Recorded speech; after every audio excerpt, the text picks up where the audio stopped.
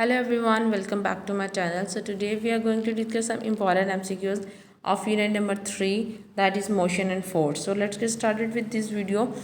कुछ important MCQs जो हम इसमें डिस्कस करेंगे. The first MCQs that we have, the slope of velocity time graph shows the, यानी कि जो velocity time graph की slope होती है वो हमें क्या बताती है. Total distance, average acceleration of body, average force और टोटल वर्क डन. सो यहाँ पे हमारे पास जो v और t की जो हमारे पास स्लोप है वो हमें average acceleration of the body जो है वो बताती है. सो ऑप्शन बी जो है वो यहाँ पे हमारे पास करेक्ट है, बिकॉज v ओवर t आपको रेशियो पता है कि वो एक्सेलेरेशन की इक्वल होती है. So next we have, when a body moves with constant acceleration, the velocity time graph is, यानी कि जब बॉडी जो है वो कांस्टेंट एक्सेलेरेशन के साथ मूव कर रही होगी तो ग्राफ किस तरह का होगा. सो वी और टी का जो ग्राफ है वो आपके पास, क्योंकि कांस्टेंट एक्सेलेरेशन है, इट मीन्स दैट कि जो वेलोसिटी जो है वो इक्वल टाइम में इक्वली जो वो चेंज हो रही है. सो इसका मतलब है स्ट्रेट लाइन ग्राफ जो है वो आपके पास आएगा. सो ऑप्शन सी जो है वो यहाँ पे करेक्ट है. Okay, so next MCQs that we have, the velocity time graph is parallel to time axis when the acceleration of moving bodies, यानी कि कब जब जो है हमारे पास velocity time graph जो है उसमें वो लाइन जो है वो parallel to time axis आएगी, तो आपके पास जो acceleration है वो क्या होगा, पॉजिटिव, नेगेटिव, मैक्सिमम यहाँ पे जीरो. सो एक्सेलेरेशन यहाँ पे जीरो है बिकॉज वेलोसिटी जो है वो चेंज नहीं हो रही विद रिस्पेक्ट टू टाइम, वो सेम कांस्टेंट ही रह रही है. सो बिकॉज एक्सेलेरेशन जो है वो rate of change of velocity है, सो इट मीन्स दैट यहाँ पे अगर वेलोसिटी चेंज नहीं हो रही सो एक्सेलेरेशन जो है वो जीरो होगा. Okay, so next we have the equation of motion are not useful for objects moving with. equation of motion जो हमारे पास तीन equations of motion है वो किसके लिए जो है वो यूज़फुल नहीं है. यूनिफॉर्म वेलोसिटी के लिए, यूनिफॉर्म एक्सेलेरेशन के लिए, वेरिएबल एक्सेलेरेशन, यहाँ पे वेरिएबल वेलोसिटी. सो हमारे पास जो यहाँ पे करेक्ट ऑप्शन है वो वेरिएबल एक्सेलेरेशन की, अगर एक्सेलेरेशन जो है वो चेंज हो रहा है सो उसमें जो है वो ये इक्वेशन जो है वो यूज़फुल नहीं है. Next we have the value of G at the centre of the earth is, जो वैल्यू है जी की वो अर्थ के सेंटर में जो है उसकी वैल्यू क्या है, जो सेंटर में वैल्यू है वो आपके पास ज़ीरो है, और जैसे जैसे हम ऊपर जाएंगे तो वैल्यू जो है वो आपके पास अबव सी लेवल जो है वो डिक्रीज़ होना शुरू होगी, लेकिन सेंटर में जो है वो ज़ीरो है. Okay, so next we have velocity of an object dropped from a building at any instant t is given by, यानी कि जो ऑब्जेक्ट की, अगर हम कोई ऑब्जेक्ट जो है वो ड्रॉप कर रहे हैं बिल्डिंग से नीचे तो आपके पास किसी भी टाइम टी पे जो उसकी इन वेलोसिटी होगी वो आपके पास क्या होगी. So as we know that जब कोई चीज़ ग्राउंड को हिट करेगी तो फाइनल वेलोसिटी जीरो होगी. सो आप इसको इक्वेशन ऑफ जो मोशन है उससे अगर आप इसको कैलकुलेट कराएं तो आपके पास आंसर जो है वो जी टी आएगा. ठीक है, सो यहाँ पे ऑप्शन जो है वो डी करेक्ट है. आप इसमें जो है वो जी वेरी भी कर सकता है, पॉजिटिव नेगेटिव जो है वो दोनों वैल्यूज़ हो सकती हैं. ओके, तो ऑप्शन डी जो है वो यहाँ पे करेक्ट है. Next we have motion of projectile is, जो प्रोजेक्टाइल की मोशन है वो कितने डायमेंशन में होती है. सो प्रोजेक्टाइल की मोशन जो है वो आपने इसमें ग्राफ भी देखा होगा वो इस तरह से होता है. सो इसका मतलब वो जो है टू डायमेंशन है, एक्स एंड वाई जी में. सो ऑप्शन बी जो है वो यहाँ पे करेक्ट होगा.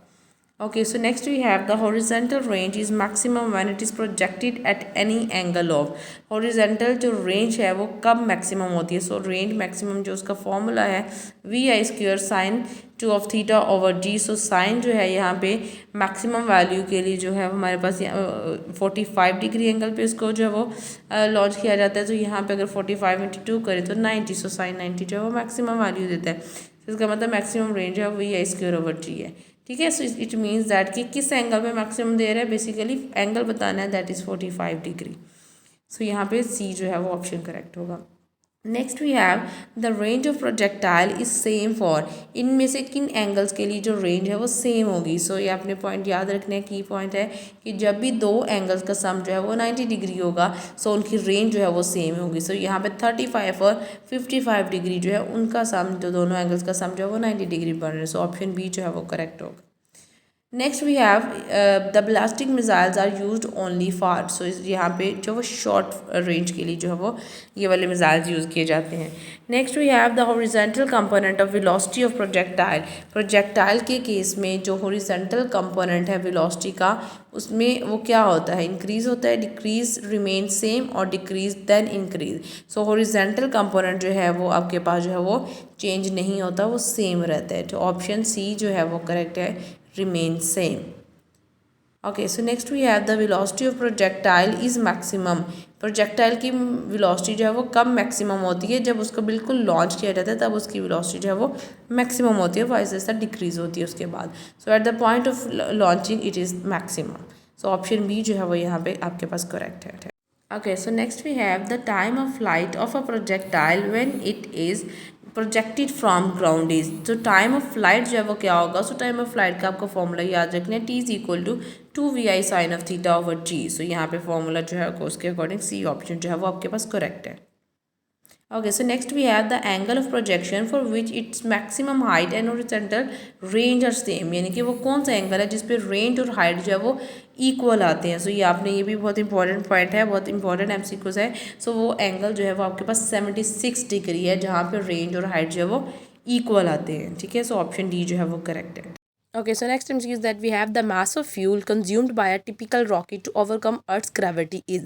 यानी कि रॉकेट को जो है वो कितना फ्यूल जो है उसका मास क्या होगा कि वो अर्थ की ग्रेविटी से बाहर चला जाए। उसका आंसर राइट जो है वो फर्स्ट है, 10,000 kg/s is the right answer. Next we have the shape of trajectory of short range projectile is. So short range की जो ट्रेजेक्ट्री है, जिसका पाथ है वो पैराबोलिक होता है। सो यहाँ पे ऑप्शन बी जो है वो आपके पास is the correct one.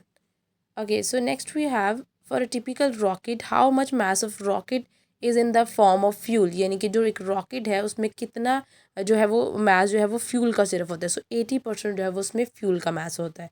Okay, so next we have if the initial velocity of a projectile becomes double then the time of flight will become. So time of flight का जो formula है वो है 2 VI sine of theta over G. So यहाँ पे इन दोनों का initial velocity का जो है वो टाइम से डायरेक्टली रिलेशन है। सो अगर इनिशियल वेलोसिटी जो है वो डबल की जाएगी तो टाइम जो है वो फ्लाइट का वो भी डबल हो जाएगा। सो ऑप्शन ए जो है वो यहाँ पे हमारे पास करेक्ट है। Okay, so next we have the rate of change in momentum of a body is equal to. So ये भी बहुत इंपॉर्टेंट एमसीक्यूज है कि जो rate of change of momentum है वो किसके इक्वल होता है। सो वो राइट आंसर हमारे पास है applied force. So option D is the correct one. Okay, so next we have the SI unit of impulse is. Impulse का एसआई यूनिट क्या है? As we know that formula of impulse I is equal to F into T.